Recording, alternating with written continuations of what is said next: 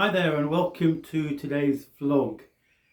One of the sadder elements of the past 9 months since I've been retired and moved back to Doncaster is the number of people we know who have died.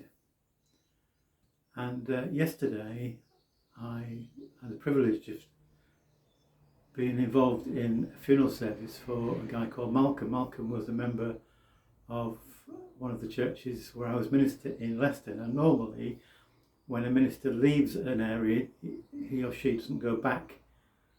It's a kind of an unwritten rule within the first 12 months to allow the new minister time to settle in. But the minister now, Judith, kindly and graciously said it'd be okay for me to go back and to be involved in the service.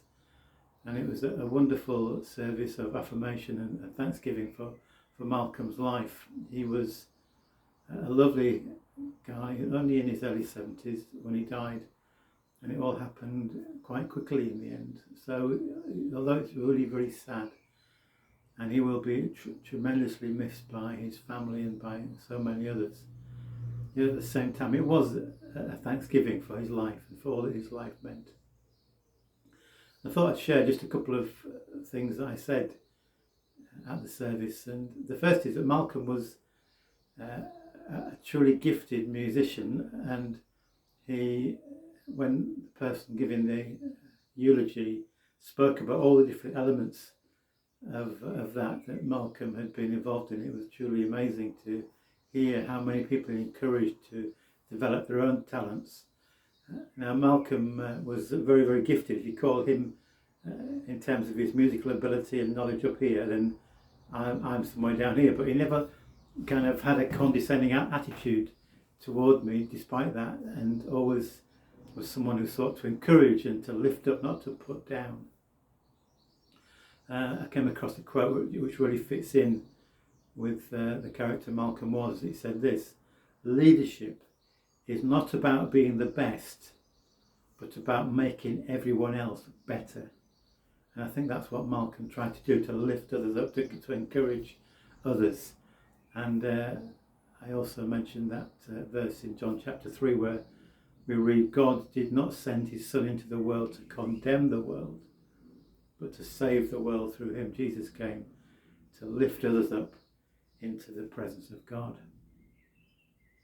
One of the readings was one in the service was from 1 John chapter 4, where we read, since God so loved us, we ought to love one another. And I think, reflecting on Malcolm's life, that he did try to live out that. And one particular area that I was aware of was the fact that he was an official prison visitor, and he really loved that role. And in fact, he took me into a prison where he worked as an OPV on one occasion, and clearly he took delight in what he did and spending time with those who were in that institution. And I'm sure he had a profound influence, because that willingness to spend time with someone, to offer a listening ear, is a very precious gift. And Malcolm was keen to encourage others to be part of, or to consider becoming an official prison visitor. And it just so happens that next week I've got a meeting with our local prison chaplain with a view to possibly offering myself as an official prison visitor to be trained as such. And remember Matthew 25, when Jesus is talking about how we actually practically live out our lives as his followers. One of the things in that passage is, I was in prison and you visited me. So I hope that that will be something, an area where I will be able to serve God and serve those people that I meet. One of the things I sought to stress in that service was that for the Christian, death is not the end. And we have something far more glorious to look forward to. Yes, it is sad for those left behind, but for those who go through death, through that curtain, we enter into something that is just beyond human words, something to look forward to, something to give thanks for. Let me finish with some words of C.S. Lewis. He was writing about the creative elements of life, such as music and art.